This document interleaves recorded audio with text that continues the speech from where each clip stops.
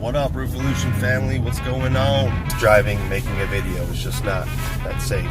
You probably have seen his YouTube channel. He have not posted one video for entire year. Eric Reno have not posted YouTube video in over 1 year. We're gonna start with that, and hopefully he'll resume producing content for you guys, because roofing industry need good guys and good content. YouTube, what about YouTube? When are we gonna see more videos? Last time we visited, you promised me you're gonna make videos. Yes. Resume. I checked your channel this morning because I'm subscribed.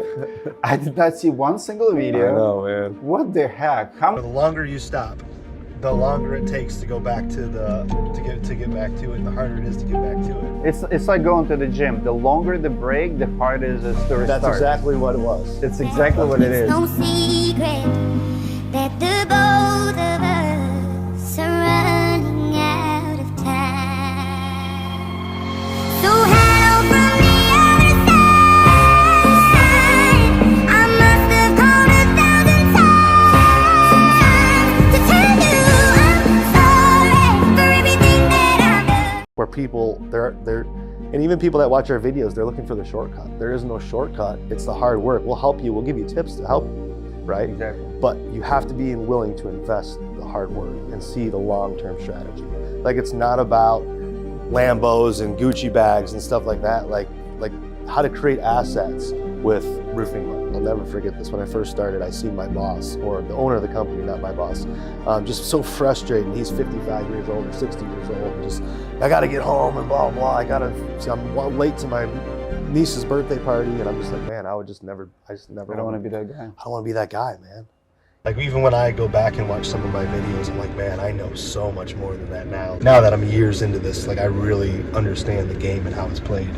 So I think it'd be really cool and beneficial to do videos, you know, to help people out. Like, I'm so much smarter. I'm so much more advanced as far as, like, anything, like even showing jobs from the past, or talking about insurance claims and working with adjusters and you know, Xactimate, things like that. You know, when we have a lot of these hail events and windstorms, the streets are flooded with people, right? People are door knocking, sending flyers. They're doing everything they can, cold calling, using call centers.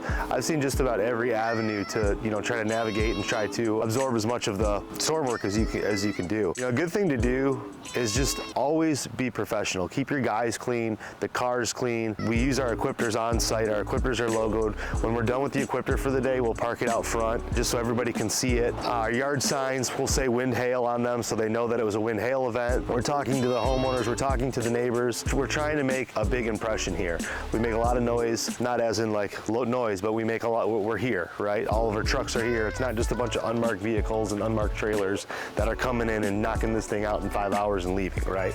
Like, we want everybody to see. We send a postcard to the neighborhood prior to us coming, just saying, hey, just want to let you know we're in the neighborhood. We'll be here for a free inspection. We show up, we do the work. Everything's logoed. The roofs, we load them, you know, a week before, just so that people can see what's happening, right? The roof's gonna happen, the sign's in the yard. Then we come in, we make a big commotion with people for a couple days, park the equipters out front. As much as you can do to stand out professionally, I think is a big help. You know, the fight is always for the freedom. It's not about the money. It's not about, you know, the cars or anything like that to me. I don't want a $50 million roofing company. When I decided to create Paramount, I wanted the best company. I wanted the best reputation. I wanted to do it to deliver value. But be a mentor, be a leader. Bring your guys up, teach them, let them learn. If they want to experience what it's like to do sales, send them on an appointment, see what they do. You'll be amazed. Everything that I explained in my passive income stream and all the rentals and the businesses were all funded by Paramount, every single dollar. And this is why my stance in business and my interpretation is a little bit different.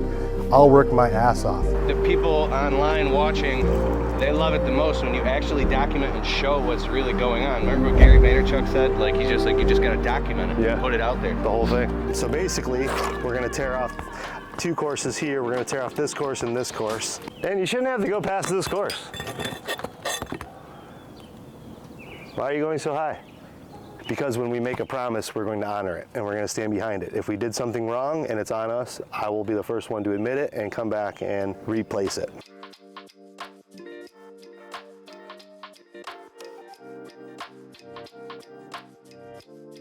And we also tag the city page, whatever city you're working in, you know? Tag the page in when you post it on Facebook so everybody can see it. I know some of them don't like that, but...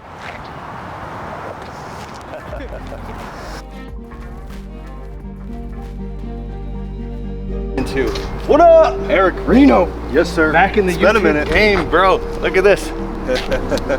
Eric Reno on YouTube, right? Same name? Same name. Dude. So Same name, same game.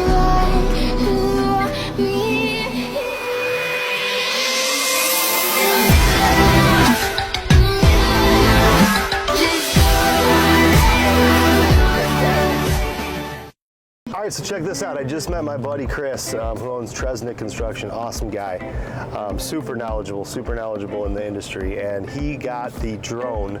So this is the Eagle Views, right? Yeah, so this is Skydio is the drone manufacturer. Cameras everywhere. Yeah, it's got 6 cameras on it. From Eagle View, where it goes up, does the roof scan. This thing's incredible. Take some pictures on the app, fly the drone straight up in the air, and then you can draw a square around the house.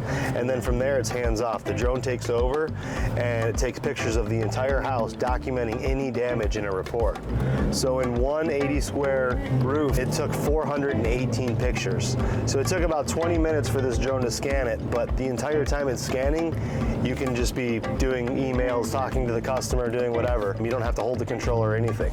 And then during the scan, since it took a little bit of time, the battery went dead, so the drone automatically knew that the battery was dying. It landed itself back to home. He switched the battery, and then it went back up in the air and finished the scan. A lot of this big commercial stuff where it's specialty work, or it has to do with the state or it's churches, sometimes you can get lucky, do your thing, go in there and hustle, knock, talk to the right person, and you can make it to the finish line, right? Jobs like this, you would never get to the people that are in charge of replacing jobs. So they're kind of scouting you out. So as you're building your business, right, and you're building your online reputation, social media is huge. I'm crazy about gathering reviews and having customers post photos of the jobs with the reviews so people can see that you do bigger work, you do jobs like this, right? When you go on your website and you see like jobs you've taken from online, right? You've either taken from somebody else's website or you've taken them from stock photos. They can see that, right? Like that same blue house with the black roof has been used in people's sighting websites since the beginning of time. And people know that, right? They know non-authentic photos. So we always try to push anything like this that we do onto Facebook, onto LinkedIn. We watermark it and we share it. We're putting this on our GMB profile. So we tag it. We had this customer, actually we didn't even ask him yet. He just wrote a review. He wrote a fantastic review attached to all these photos that he took and the care that we went through to make this happen. That's the thing, right? Like you want to create raving fans, you're creating a referral train without you being there, right? The cheapest form of advertising. So if you're looking to capture jobs like this, just stick to what you do. Every time you do a bigger job, post it everywhere.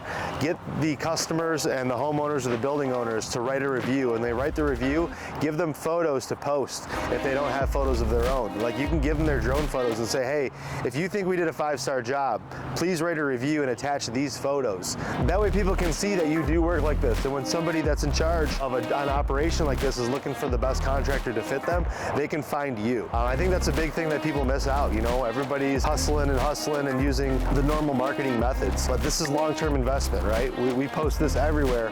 Now everybody in this area, we had signs out here, we had our equipters out front, we had our genie and our lifts out front. Everybody could see it for days. You know, the entire week the guys were working on this, everybody could see that, you know, there's a ruckus going on here, so. But when you're done, you're like, it wasn't that bad. It just teaches you like how to get up when you don't want to do something and you're just like, all right, this is a commitment, we have to do it, you know? Because one thing I know is whether it's a challenge or something at work, as soon as you let one slip, then it's easy to let it slip again, right? As soon as you miss one YouTube video, it's easy to just stop making YouTube videos because then it's hard to get back to it.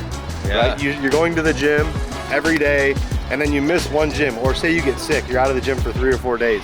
It's so easy to just be like, nah, you know, give yourself that excuse. So when you're on 75 hard, there is no excuse. You just gotta get the shit done.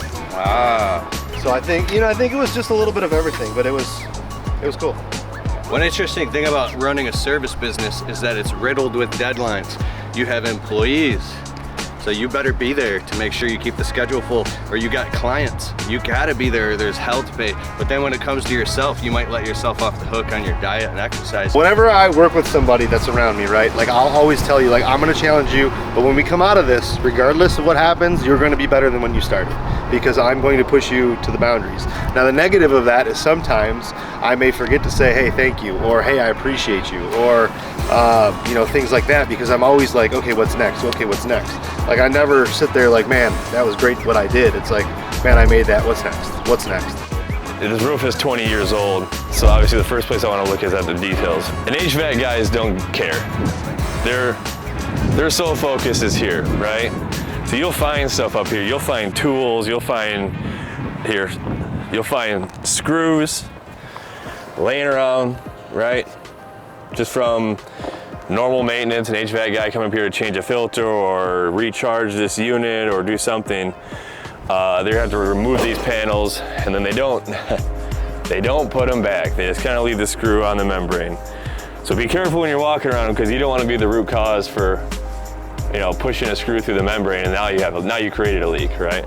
So I have a video from a job we did, we'll link to this video, in which we had to do an emergency removal of an AC unit, because I could go up to the curb that this is sitting on and I could bounce it, because that deck, we talked about the decking below, the deck had rusted out around it because the owner neglected it. Well, it's some rust, not that big of a deal. I'm just gonna let it go for a little bit. I'm really concentrating on my business, right? Trying to make some money. But eventually, this is a very, very heavy unit.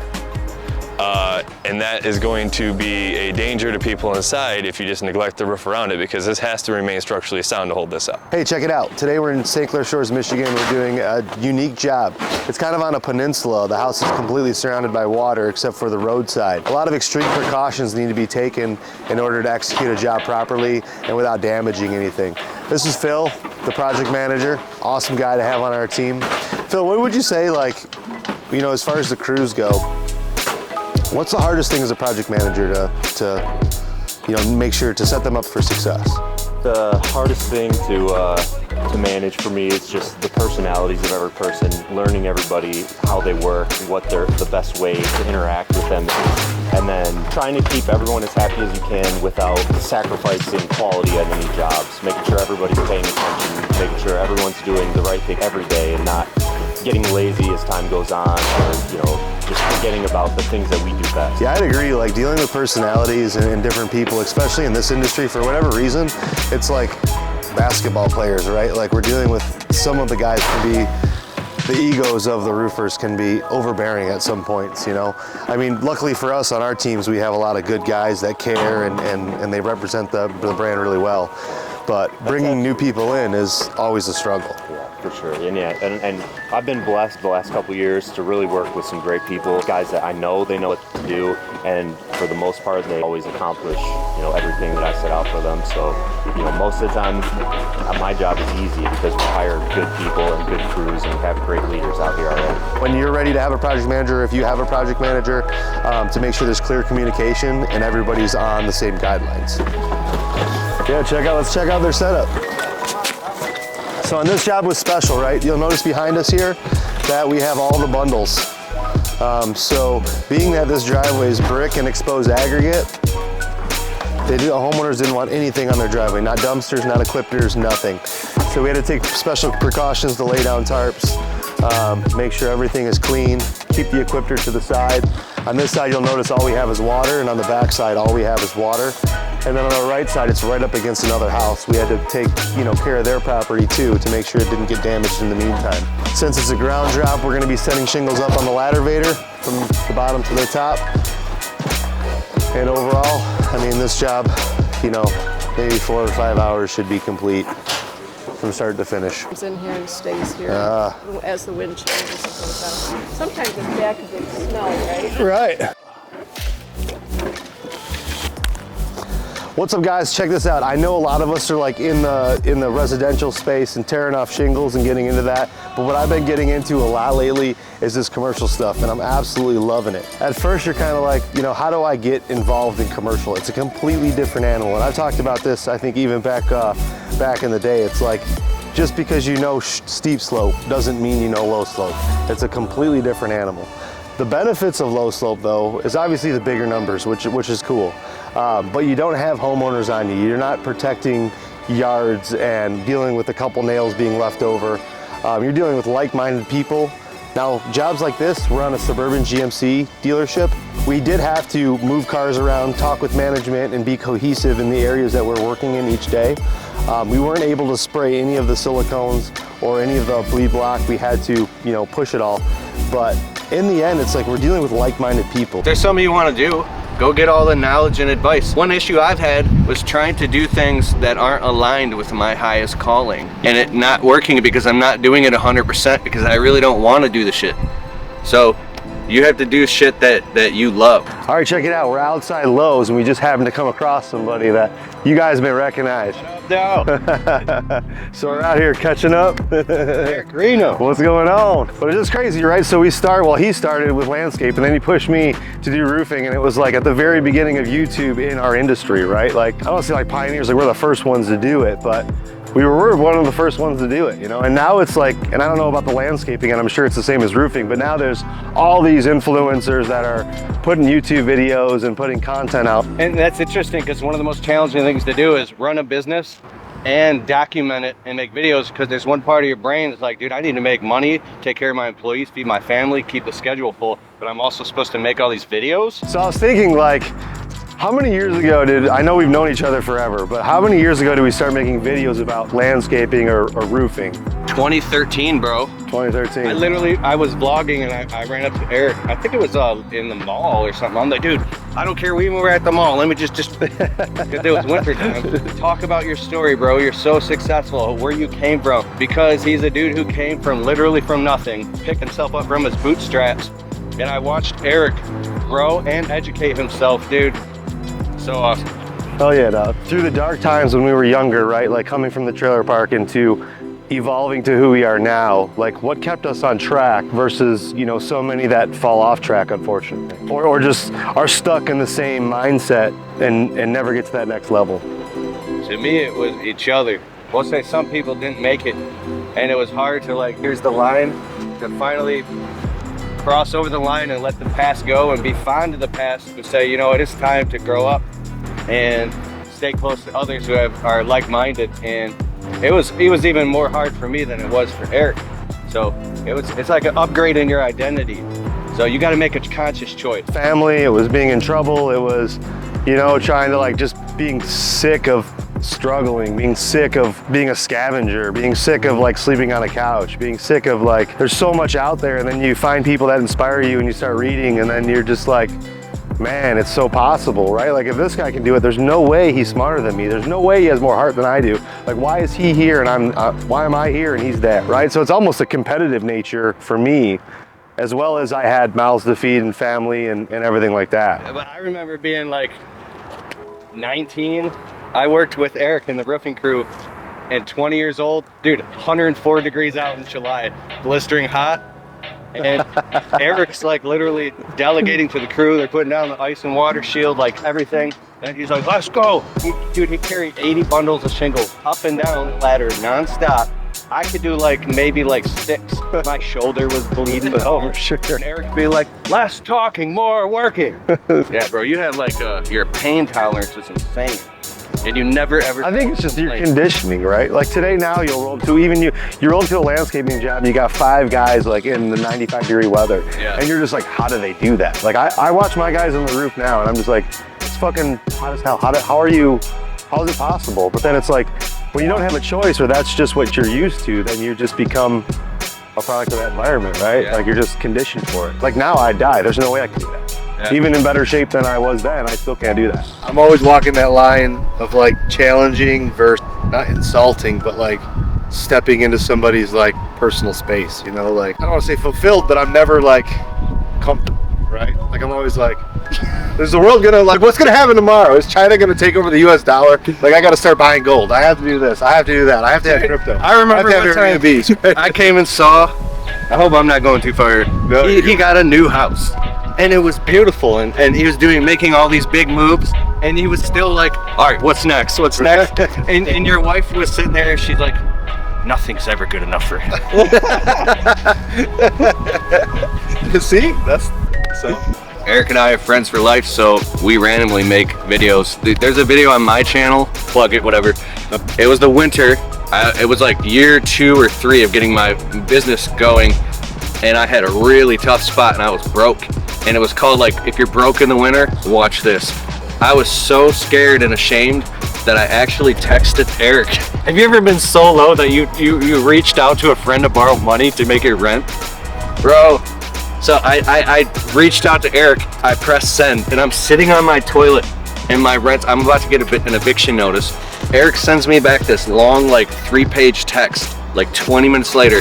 Bro, I love you and this is coming from the heart. You need to pull yourself up by your bootstraps and hustle. But it was like all straight up like challenging from the heart, bro. And when I read it, this thing just, because I knew my back was against the wall, and I went out and I started a window cleaning business and sold 42 accounts in 48 hours in the freezing cold, and built an entire window cleaning route and got all my bills paid and never asked anybody for shit ever again. You're always like, Eric's the friend that, like, he has these boundaries and these lines, you can just feel them when you're around him. He's a results maker, and so it's just his energy that he carries, and he's a leader, and everybody on his team and who knows him appreciates that, and they grow just by being around him. I've watched Eric call me, and it's like a big testimony. Eric has called me up because he's trusted me so much, and he said, bro, I'm like, when he was going through like a phase in his business, I'm nervous to take on this new thing, and he's going back and forth, and like I would just listen, and then every time he takes the leap and does it, and he goes all in and makes it work. But the thing I've watched is that when he makes a decision, he doesn't half-ass it, he goes like 100%. Well, this sounds a little funny, but like someone who's masculine at their core, they grow from challenge. Someone who's feminine at their core grows from praise and support. So you have to like decide if someone really just needs to listen or praise and support, but sometimes you need to just tell somebody you're being a little bitch right now. And if you just say that at the right time, that could be the one thing that's all that needs to be said for somebody to, it'll shift their whole paradigm. They're like, oh my God, it's just the way that I'm looking at this right now, you know? I was like, I want to do it. I want to get back into it. But it's like every time I take my phone out, I should have never stopped, man. I always think about that too. Like, had I never stopped, I don't know, I guess I'm just making excuses of why I didn't make any videos.